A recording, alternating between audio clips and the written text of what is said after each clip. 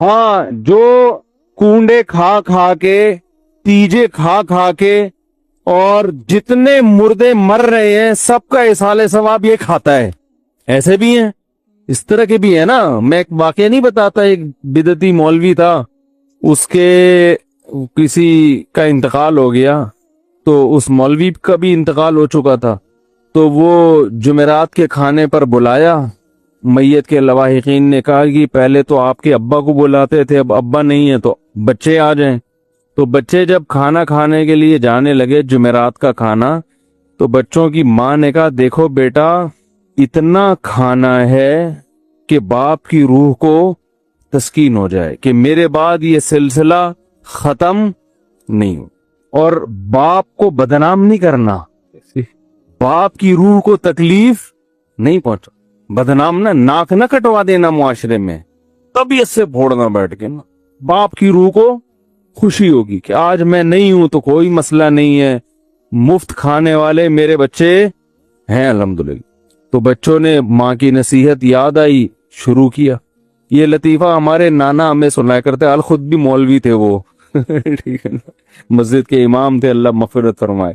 بچوں نے طبیعت سے پھوڑنا شروع کی، کھاتے کھاتے کھاتے کھاتے ادموئے ہو گئے نا، چلا ہی نہیں جا رہا ان سے. اماں کی نصیحت یاد آ رہی ہے. تو بالآخر یہ حالت ہو گئی کہ دو بندوں کے کندھوں پہ سہارا لے کے گھر آ رہے. ماں نے دیکھتے ہی چترول لگانا شروع کر دی، کہہ رہے ناک کٹوا دی نا، باپ کی روح کو تکلیف دی. بچے کہنے لگے اماں اتنا تو کھا لیا کہ چلا نہیں جا رہا. کہہ رہی کمبختو، تمہارے باپ کو اسٹیشن پہ رکھ کے لے کر آتے تھے ہیں اور تم چل کے آ رہے ہو. اس کو تو لٹا کے لاتے تھے، 4 آدمی اٹھا کے لا رہے ہوتے تھے اس. تو نبی صلی اللہ علیہ وسلم نے ایک یہودی عالم کو تانا دیا، وہ اسلام پہ اعتراض کر رہا تھا، باتیں کر رہا تھا. آپ نے تانا دیا کہ کیا تورات میں نہیں لکھا ہے کہ اللہ کو موٹے توند والے عالم سے نفرت ہے؟ تو پہلے اپنا حلیہ تو دیکھ، کھا کھا کے توند نکالی ہوئی ہے، تورات پر عمل کر نہیں رہا جو اللہ نے تمہیں کتاب دی تھی، اور ہمیں کیا کر رہا ہے؟ نصیحتیں کر رہا ہے. تو اس سے پتا چلتا ہے کہ تانا بعض صورتوں میں، اس سے ایک تو یہ بھی پتا چلتا ہے کہ اللہ کو زیادہ کھانا، بولو بھائی پسند نہیں. جمعرات کے بھی کھانے، ادھر سے کنڈے کا کھانا آ گیا، ادھر سے پتہ نہیں کیا گیا کھائے جا رہے ہیں یار. اسلام میں تو بھائی روزے رکھنا ہے، پیر جمعرات کا رومی. دیکھو نبی صلی اللہ علیہ وسلم کے یوم پیدائش میں آپ نے روزہ رکھا ہے. ہمارے یہاں دیگیں پکتی ہیں 12 ربیع الاول کو نا. اگر فرض کر لو 12 ربیع الاول یوم پیدائش ہے تو پھر تو روزہ ہونا چاہیے. دیگیں ہو رہی ہیں، دبا کے کھا رہے ہیں، کھچڑے پک رہے ہیں، کھیرے کھا رہے ہیں. تو ہمارے نبی نے اپنی یوم ولادت پہ بھی روزہ رکھا. اسلام نے بتایا کہ بھئی توند بڑھنا اچھی چیز نہیں ہے. نبی صلی اللہ علیہ وسلم کے پاس ایک کافر آیا، آپ نے اس کو دودھ پیش کیا. مہمان کا اکرام ہے نا، تو کافر کا بھی آپ اکرام کرتے تھے. دودھ پیش کیا، اس نے ایک پیالہ بھر کے دودھ پیا، آپ نے ایک اور پیش کر دیا، وہ بھی پی گیا. آپ ایک اور پیش کیا، وہ بھی پی گیا. 7 پیالے بھر کے اس نے دودھ کے، اور پیالہ بھی اس زمانے کا ہوتا تھا. 7 پیالے بھر کے جب 8واں پیش کیا، اس نے کہا سیر ہو گیا اور حاجت نہیں. اس دودھ کی برکت تھی، نبی کے اکرام کی برکت تھی، کلمہ پڑھ کے مسلمان ہو گئے. اگلے دن دوبارہ آیا، کوئی آپ نے اسے کم کھانے کی ترغیب نہیں دی. ابھی تو اسلامی تعلیمات اس نے بیچارے نے سیکھی نہیں ہے نا، ابھی تو کلمہ سیکھا ہے، نماز دیکھی ہوگی. اگلے دن دوبارہ آیا، آپ نے پھر اکرام کیا. اسی طرح بھوکا تھا، آپ نے اسے دودھ کا ایک پیالہ پیش کیا، پی گیا. وہ دوسرا پیالہ پیش کیا، فرمایا رسول اللہ سیر ہو چکا ہوں، اب حاجت نہیں ہے. آپ نے اس موقع پر ارشاد فرمایا المؤمن یأکل فی معن واحد والکافر یأکل فی 7 امعاء. کافر 7 آنتیں بھرتا ہے پیٹ کی، اور مومن 1 آنت بھرتا ہے. 1 آنت میں مومن کیا ہو جاتا ہے؟ مومن چٹورا، سمجھ رہے ہو نا؟ چٹورے سے میری مراد ہے پھوڑنے والا. ایک تو چٹنی کباب کھانے کا شوق ہوتا ہے، وہ نہیں، پھوڑنے والا نہیں ہوتا. کھائے جا رہا ہے، کھائے جا رہا ہے، کھائے جا رہا ہے. آج ہمارا مذہب کیا ہے؟ کھانا مذہب ہے. بارات کے کھانے الگ کھائے جا رہے ہیں، حالانکہ اسلام میں ولیمہ بارات نہیں ہے. اور پھر مردوں کے تو اللہ کی شادیوں پہ اتنا نہیں کھایا جاتا جتنا مردوں پہ کھایا جاتا ہے بھائی. وہ میت کہے گی جب میں دولہا بنا تھا تو اتنا میرے ابا نے نہیں کھلایا تھا، یہ میرے جو نا رشتہ داروں نے. جب میں مرا ہوں تو لنگر ہے کہ ختم ہونے کا نام لے ہی نہیں رہا، جو بھی آ رہا ہے کھا کے. اور لوگ کہتے ہیں کھاؤ، یہ کھانا بہت برکت والا کھانا، اس کو کھانا ضرور ہے، آپ نے کھانا ضرور ہے. تو کھا کھا کے ہمارے حضرت ایک شعر پڑھا کرتے تھے کہ ہم فراق یار میں، اصل شعر پتہ ہے کیا ہے؟ ہم فراق یار میں گھل گھل کے، وہ کیا ہے یار، اصل شعر کچھ اور ہے کہ ہم یار کی جدائی میں نا گھل گھل کے کمزور ہو گئے، مر گئے، یہ ہو گیا. ہر فرمایا کرتے تھے آج کل الٹا چل رہا ہے، نبی کی محبت میں نا، یار کے فراق میں، ہم فراق یار میں گھل گھل کے ہاتھی ہو گئے، محبوب کی محبت میں موٹے ہو رہے ہیں. اتنے گھلے رستم کے ساتھی ہو گئے. رستم پہلوان تھا نا. تو نبی کی محبت میں پہلے زمانے میں لوگ کیا ہوتے تھے بھائی؟ روزے رکھ رکھ کے دبلے ہوتے تھے. آج نبی کی محبت میں انتہائی سپیڈ کے ساتھ پھیلتے چلے جا رہے ہیں، کھائے جا رہے ہیں، کھائے جا رہے ہیں، کھائے جا رہے ہیں. ہر پہلے وے کو یہ نہ سمجھیں کہ وہ، میں نے پہلے بتا دیا کسی کی بے کرامی جائز نہیں ہے، بائی نیچر بھی ہوتے ہیں نا لوگ، لیکن اور بہت سے کم بخت اتنے باریک ہوتے ہیں مگر پھوڑتے رہتے ہیں صبح شام. وہ قدرتی طور پہ بڑھا، جسم ہی نہیں بڑھتا ان کا. تو وہ جو ہے نا کھاتے بھی ہیں، بدنام بھی نہیں ہوتے. تو ایک بڑے بھاری بھرکم عالم تھے، بہت بھاری جسم ان کا. میں نے ان سے پوچھا، میں نے کہا آپ کیا کھاتے ہیں؟ انہوں نے کہا میں کھاتا ہی نہیں ہوں، میں ایک ٹائم کھانا کھاتا ہوں، 2 ٹائم کا ناغہ کرتا ہوں، لیکن پھر بھی بدنام ہوں. انہوں نے کہا لوگ مجھے دیکھ کے کہتے ہیں پتہ نہیں اتنا کھاتے ہوں گے، حالانکہ بہت کم کھاتے تھے وہ. تو اس حدیث سے ہمیں ایک تو یہ پتا چلتا ہے کہ مومن زیادہ نہیں پھوڑتا، وہ تبھی تھوڑا کھاتا ہے جتنی اس کی باڈی اس کو اجازت دیتی ہے.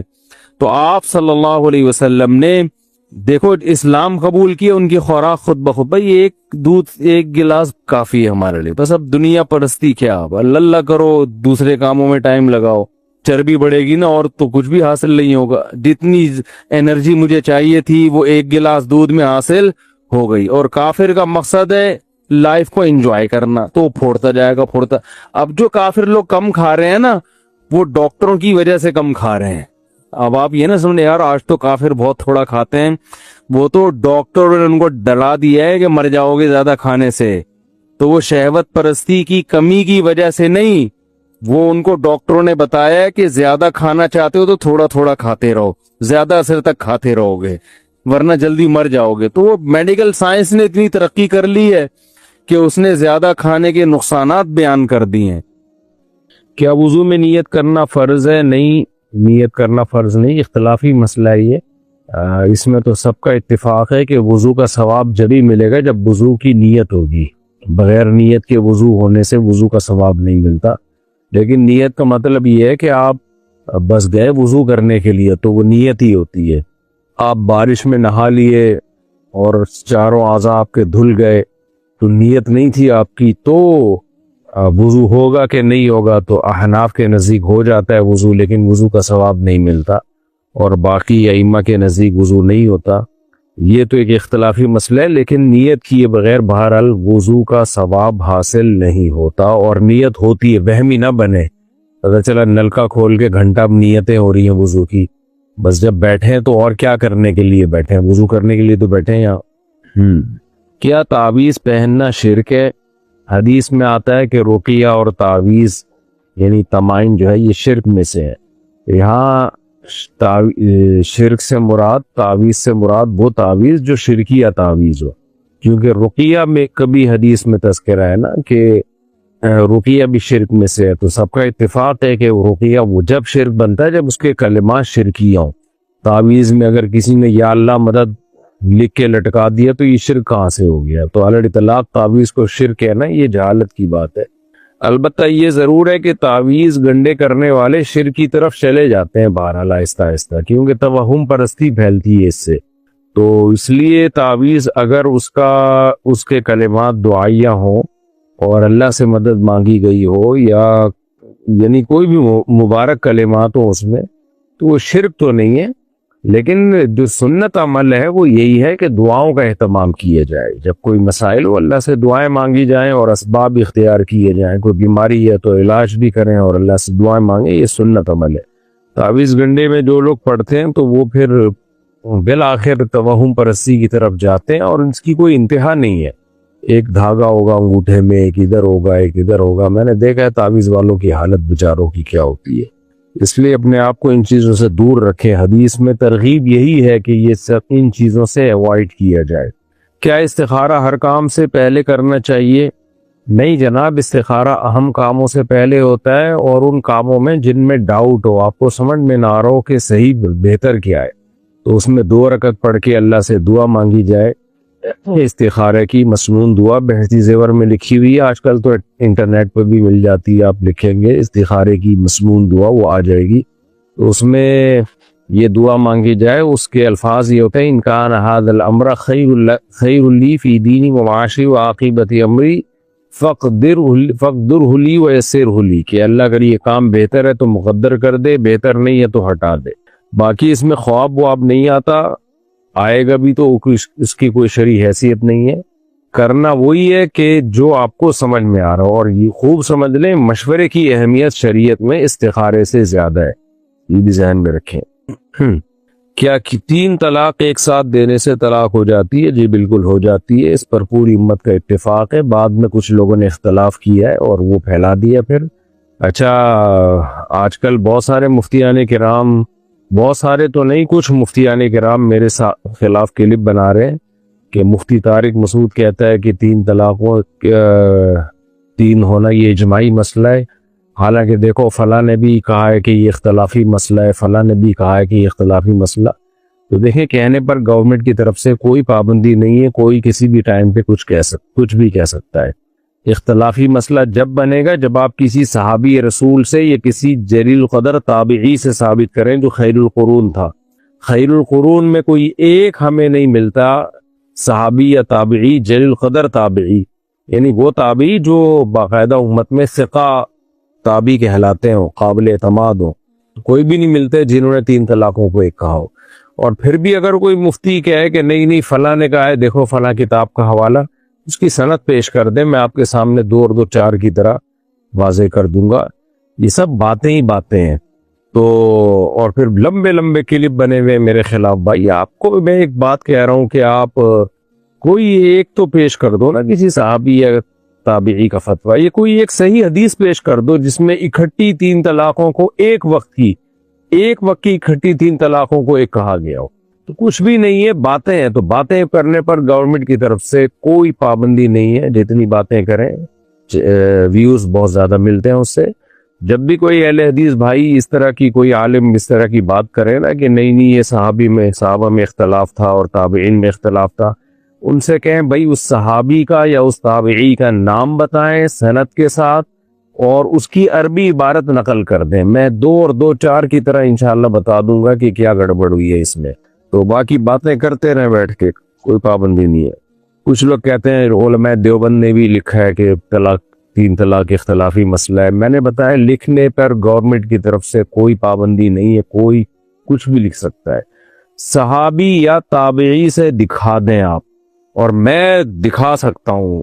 میں کیا، نیٹ پہ جائیں گے دنا دن آپ کو صحابہ کرام کے اقوال فتاوی ملیں گے جنہوں نے اکٹھی 3 طلاقوں کو 3 ہی کہا. اور حدیثیں بھی ملیں گی، قرآنی آیات بھی ملیں گی. نہ قرآن میں کہیں ہے کہ اکٹھی 3 طلاقیں ہوتی ہے، نہ حدیث میں، نہ کسی صحابی سے، نہ کسی تابعی سے. اتنا بڑا دعویٰ میں کر رہا ہوں، تو اب آپ اس دعوے کے خلاف کوئی ریفرنس دے دو نا کہ نہیں جی دیکھو قرآن میں یہ لکھا ہوا ہے 3 ایک ہوتی ہے، یہ دیکھو یہ لکھا ہوا ہے، یہ حدیث میں یہ آتا ہے دیکھو اکٹھی 3 طلاقیں ایک ہوتی ہیں. کہیں دکھا دیں حدیث ہمیں بھی. وہ حضرت رکانہ کی حدیث پیش کی جاتی ہے، اس میں اتنا اضطراب ہے اور اس کی صحیح سند سے جو ثابت ہے وہ پی جاتے ہیں، کھا جاتے ہیں. اس لیے ٹو دا پوائنٹ بات کرنی چاہیے اس میں. کیا میسج پر طلاق دینے سے طلاق ہو جاتی ہے؟ جی ہاں جناب، میسج پہ طلاق دینے سے بھی طلاق ہو جاتی ہے۔ اگر میسج میں اپنی بیوی کو طلاق دی ہے اور اس کا نام لے کے یا اس کی طرف نسبت کر کے یا اس کو میسج بھیجا ہے طلاق لکھ کے، تو اس طرح سے ہو جاتی ہے طلاق۔ یا یوں لکھ دیا میں اپنی بیوی کو طلاق دیتا ہوں، تو پھر نہ بھی بھیجی ہو تو لکھنے سے ہی ہو جائے گی۔ نابالغ بچے کا نکاح کرنا جائز ہے؟ دیکھیں، نابالغ بچے کا نکاح شریعت میں جائز ہے، لیکن یہ جائز ضرورت کی وجہ سے ہے کہ جہاں ضرورت ہوگی ضرورت کا استعمال کیا جائے گا، لیکن یہ شریعت میں اس کی ترغیب نہیں ہے۔ ضرورت کی وجہ سے شریعت نے ایک چیز کو جائز قرار دیا، کیونکہ بعض دفعہ اچھا رشتہ نکلنے کا چانس، غیر مسلموں کی نظر میں تو اچھے رشتے کی کوئی حیثیت ہی نہیں ہے نا، وہ تو 50 سال میں شادیاں کرتے ہیں، پہلے طبیعت سے ادھر ادھر منہ مارتے رہتے ہیں، بڈھے ہونے لگتے ہیں تو شادی کر لیتے ہیں۔ تو ہمارا جو نام نہاد لبرل طبقہ ہے وہ بھی انہی سے متاثر ہے، تو ان کی نظر میں زنا میں اور شادی میں کوئی زیادہ فرق نہیں ہے۔ اسلام میں تو بھائی زنا اور شادی میں بڑا فرق ہے۔ نکاح پیغمبروں کی سنت، اور زنا جو ہے اس پہ تو 100 کوڑے رکھے ہیں اسلام میں، اور شادی شدہ زنا کرے تو رجم کی سزا، پتھروں سے مار کے، حکومت پر لازم ہے کہ اس کو مارے، پتھروں سے ہلاک کرے۔ اس لیے اسلام جو ہے نا نکاح کے بارے میں بہت سینسیٹیو ہے، تو اس لیے اسلام کو ان لبرل نام نہاد لبرلز کی باتوں میں نہ آیا کریں۔ ان کی تھنکنگ الگ ہے، اسلام کی تھنکنگ الگ ہے۔ اسلام جو سوسائٹی بنانا چاہتا ہے وہ بالکل ڈیفرنٹ ہے، اور یہ ہمارے نام نہاد لبرلز لوگ ہیں جو سوسائٹی بنانا چاہتے ہیں، یہ گدے گھوڑوں والی، کتوں بلوں والی سوسائٹی بنانا چاہتے ہیں۔ ان کے یہاں فیملی گندی کی کوئی حیثیت ہے نہیں، اور آپ دیکھ لیں، آپ بڑے بڑے گھروں میں جا کے اب ان میں بھی کتے بلے ہی آ رہے ہیں بچوں کی جگہ، جیسے انگریزوں میں بچوں کی جگہ کتے پالنے کا رواج بہت زیادہ ہے، تو اب ان میں بھی یہی ہو رہا ہے، اور اس پہ فخر بھی کر رہے ہیں۔ ابھی کچھ دن پہلے خاتون کی ویڈیو آئی ہوئی تھی، میری کتے کو ایسا رکھا ہوتا ہے جیسے بچے بھی ایسے ہیں آج کل، مائیں نہیں رکھتی۔ تو یہ بیچارے برباد ہو گئے، ان کو برباد ہونے دے، ہم تو مسلم ہیں بھائی۔ اس لیے اسلام میں یہ ہے کہ اگر بعض دفعہ یہ ہوتا ہے کہ باپ یہ سمجھتا ہے کہ میرے بیٹے کے لیے لڑکی بہت اہم ہے، اگر میں نے بچے کے بڑے ہونے کا انتظار کیا تو یہ اتنا خاندانی رشتہ، اتنی بہترین خاندانی بہو میرے ہاتھ سے نکل جائے گی، تو ایسی مجبوری میں وہ بیٹے کی شادی کر سکتا ہے۔ البتہ رخصتی ظاہر ہے وہ تو بالغ ہونے کے بعد ہوگی، بلکہ رخصتی تو کا تعلق اسلام میں بلوغت سے نہیں، اس کی صحت سے ہے۔ لڑکی کی صحت اس قابل ہو کہ وہ رخصتی کا تحمل کر سکتی ہو تو پھر رخصتی اس کی جائز ہے، تو یہ ہے۔ لیکن بلا ضرورت یہ ٹھیک نہیں ہے کام، یعنی اسلام میں قابل تعریف نہیں ہے۔ جو جس عمل کو اپریشیٹ کیا گیا ہے وہ یہی ہے کہ بالغ ہونے کے بعد نکاح کیا جائے اور اس میں پھر تاخیر نہ کی جائے۔ تو اس لیے نابالغ بچے کا نکاح کہیں شدید ضرورت ہو تو پھر تو اس حق کو استعمال کیا جائے، ادروائز اگر ضرورت نہیں ہے تو نارمل حالات میں ضرورت ہوتی بھی نہیں ہے، بلکہ سائیڈ ایفیکٹ کا بھی خطرہ ہوتا ہے۔ بعض دفعہ بچہ بڑا ہو کر اس کو پھر کہتا ہے مجھے یہ پسند نہیں ہے، تو پھر وہ بچی کے ساتھ زیادتی کا خطرہ ہوتا ہے، ظلم کا خطرہ ہوتا ہے۔ اس لیے نارملی قابل تعریف یہی ہے کہ بچے کے بالغ ہونے کا انتظار کیا جائے، پھر اس کا نکاح کیا جائے۔ درود شریف کس وقت پڑھنا چاہیے؟ جناب درود شریف 24 گھنٹے جب چاہے پڑھ سکتے ہیں، اس کے لیے کوئی مکروہ وقت نہیں ہے، اس کے لیے پاک ہونا بھی ضروری نہیں ہے، کیونکہ دعا ہے، دعا کی بھی کبھی بھی مانگی جا سکتی ہے۔ البتہ پاک ہو کے درود پڑھیں گے تو برکتیں زیادہ حاصل ہوں گی، جب چاہے پڑھ سکتے ہیں۔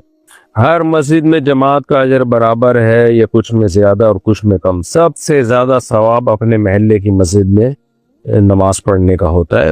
لوگ اپنے محلے کی چھوٹی مسجد کو چھوڑ کر دور دراز بڑی بڑی مسجدوں میں جا رہے ہوتے ہیں، یہ ٹھیک نہیں ہے۔ سب سے زیادہ حق آپ کے گھر کے جو قریب ترین مسجد ہے اس کا حق سب سے زیادہ ہے۔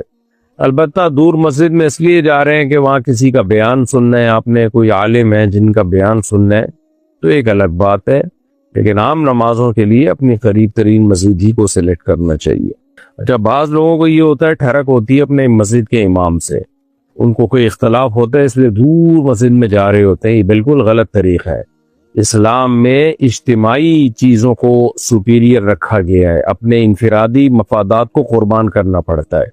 آپ کو قریبی مسجد کا امام اچھا لگے برا لگے اس سے کوئی فرق نہیں پڑتا، نماز آپ نے اپنی قریبی مسجد نہیں پڑھنی ہے، خوب سمجھ لیں۔ کیا مردوں کو خواب میں دیکھنا کچھ بتاتا ہے؟ مردوں کو خواب میں دیکھنا یہ بتاتا ہے کہ مردے خواب میں آ رہے ہیں، بس اور کچھ نہیں بتاتا، آپ ٹینشن نہ لیں۔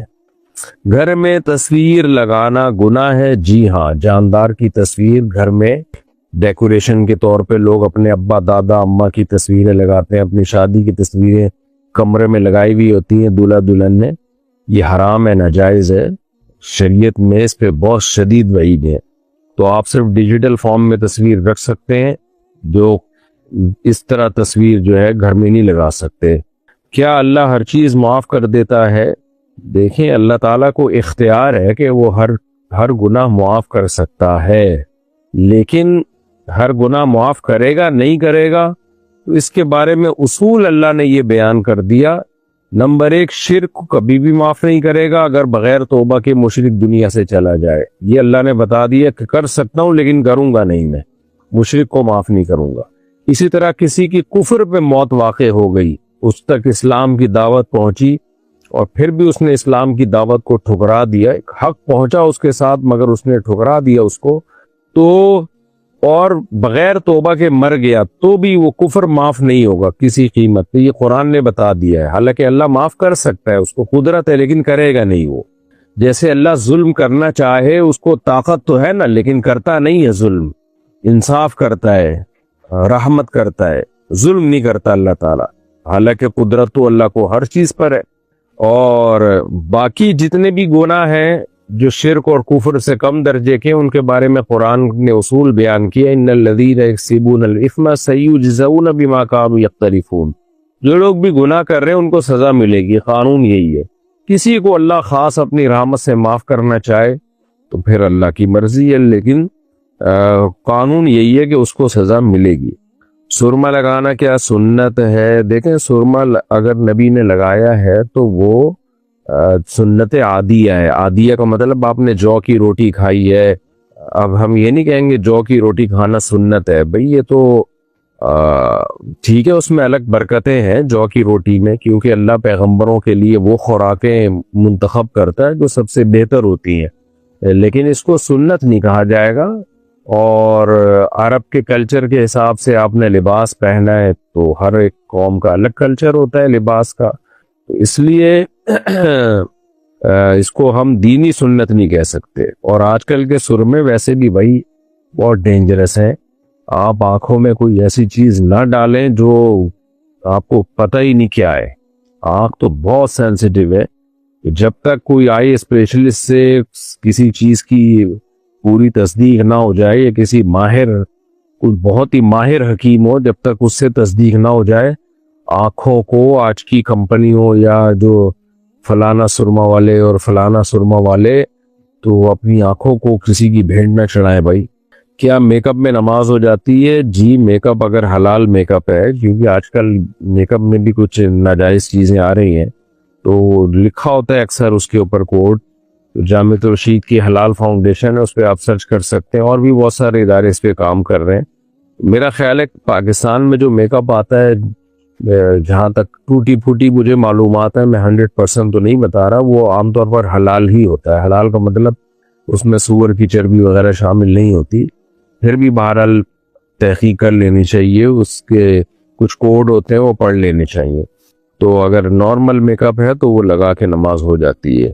کفن کا رنگ سفید ہی ہونا چاہیے؟ نہیں، ضروری نہیں ہے، رواج پڑ گیا ہے، کفن کسی بھی کلر کا ہو سکتا ہے۔ صحابہ کرام میں لازمی طور پر سفید کفن کا رواج نہیں تھا، جو کپڑا میسر تھا وہ پہنا دیا کرتے تھے۔ البتہ نبی صلی اللہ علیہ وسلم نے ترغیب دی ہے کہ سفید لباس کو، اور اس میں کفن میں بھی سفید کو آپ نے ترغیب دی ہے، تو اس لیے مسلمانوں میں سفید لباس کا، سفید کفن کا رواج ہے، لیکن یہ لازمی نہیں ہے۔ جو میسر ہو، چادر لپیٹ کے میت کو کفن پہنا کے میت کو دفن کیا جا سکتا ہے۔ جو چیز شریعت میں جتنی ہو اس کو اتنا ہی رہنے دینا چاہیے، لیکن بہرحال اب سفید رنگ بھی آسانی سے اویلیبل ہے، تو اس میں کوئی پھڈے وڈے بھی نہ کریں لوگوں سے کہ پتہ آپ نے گلابی رنگ میں دفنانا پسند کر رہے ہیں، آپ وصیت کر دی آپ نے، تو افضل یہی ہے سفید رنگ، تو چلنے دیں اس کو۔ کیا مردوں کو دعا پہنچتی ہے؟ جی پہنچتی ہے، تبھی تو مردوں کے لیے، میت کے لیے دعا کی جاتی ہے، خاص طور پر اولاد کی دعا والدین کے لیے، یہ تو بہت بہت مؤثر دعا ہے۔ حدیث میں آتا ہے انسان مر جاتا ہے تو اس کے اعمال ختم ہو جاتے ہیں سوائے 3 چیزوں کے، علم ینتفع به، وہ علم جو چھوڑ کر گیا جس سے لوگ فائدہ اٹھا رہے ہیں، او صدقۃ جاریہ، یا صدقہ جاریہ، او ولد صالح یدعو له، نیک اولاد جو اس کے لیے دعائیں مانگتی ہے۔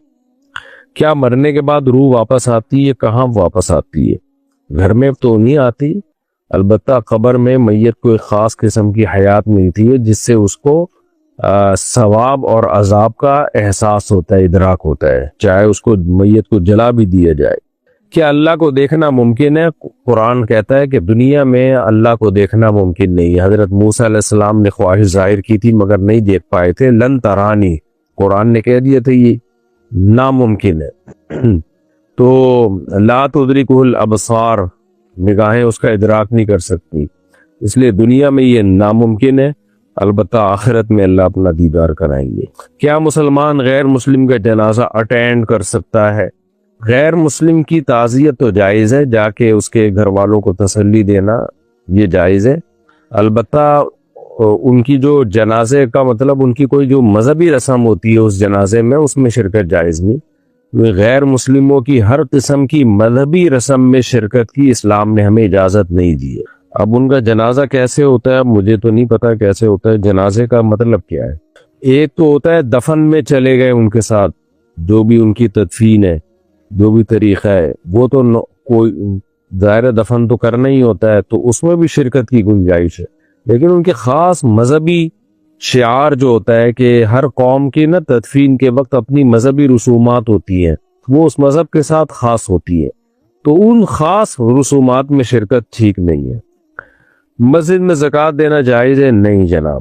کیا جمعے کی کوئی خاص عبادت ثابت ہے؟ نہیں جناب، کوئی الگ سے عبادت ثابت نہیں ہے، البتہ جمعے کے دن درود شریف پڑھنے کی فضیلت صحیح حدیث سے ثابت ہے، جمعے کے دن درود شریف پڑھنے کا ثواب باقی دنوں سے ہمیں زیادہ ملتا ہے، اور حدیث میں یہ بھی آتا ہے جمعے کے دن ایک گھڑی ایسی ہوتی ہے جس میں دعا قبول ہوتی ہے، تو اس میں مختلف اقوال ہیں، بعض نے کہا یعنی راجح قول کے مطابق جو جہاں تک میری تحقیق ہے عصر کے بعد کا وقت ہے، اور بعض نے کہا 2 خطبوں کے درمیان کا وقت، واللہ عالم۔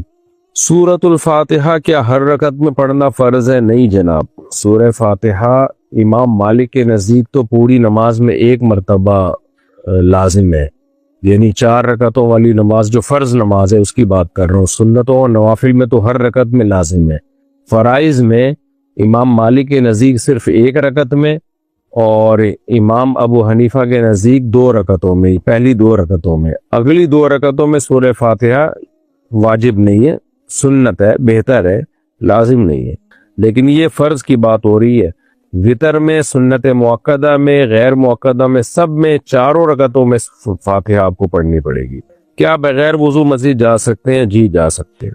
ایسے اسکول میں پڑھنا جائز ہے جہاں مخلوط تعلیم ہو، حتی الامکان مخلوط تعلیم سے بچنا ضروری ہے، اور ایسے اسکول میں نارمل حالات میں پڑھنا جائز نہیں ہے جہاں مخلوط تعلیم ہو، اس سے بچے کے فتنے پڑھنے کا بہت سخت اندیشہ ہوتا ہے۔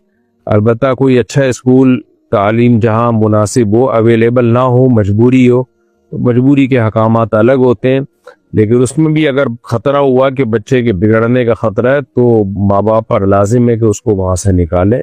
اسلام میں تعلیم سے زیادہ تربیت کی اہمیت ہے، آج صرف تعلیم کو فوکس کیے جا رہا ہے، تربیت کی تو ایسی کی تحصیل مچا کے رکھی ہوئی ہے، پھر یہی بچے ماں باپ کے لیے عذاب جان بنتے ہیں تو ماں باپ روتے ہیں۔ پھر بہرحال جہاں بھی بگڑنے کا خطرہ ہو بچے کو وہاں پڑھانا جائز نہیں ہے۔ اگر گھر میں جماعت کرا رہے ہوں تو کیا اذان دینی چاہیے؟ اگر قریبی یعنی محلے میں اذان ہو چکی ہے تو پھر اذان نہ دی جائے، اگر جنگل میں یا کہیں بیابان میں صحرا میں جہاں قریب میں کہیں اذان ہی نہیں ہو رہی پھر اذان دینا سنت مؤکدہ ہے۔ کیا ہر دعا قبول ہوتی ہے؟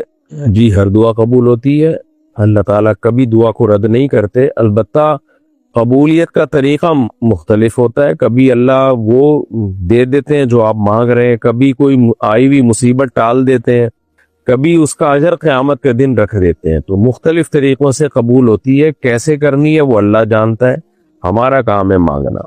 کیا خواب میں نبی صلی اللہ علیہ وسلم کا دیکھنا حقیقت ہوتا ہے؟ جی حدیث میں آتا ہے کہ فإن الشیطان لا يتمثل بی، شیطان میری صورت اختیار نہیں کر سکتا۔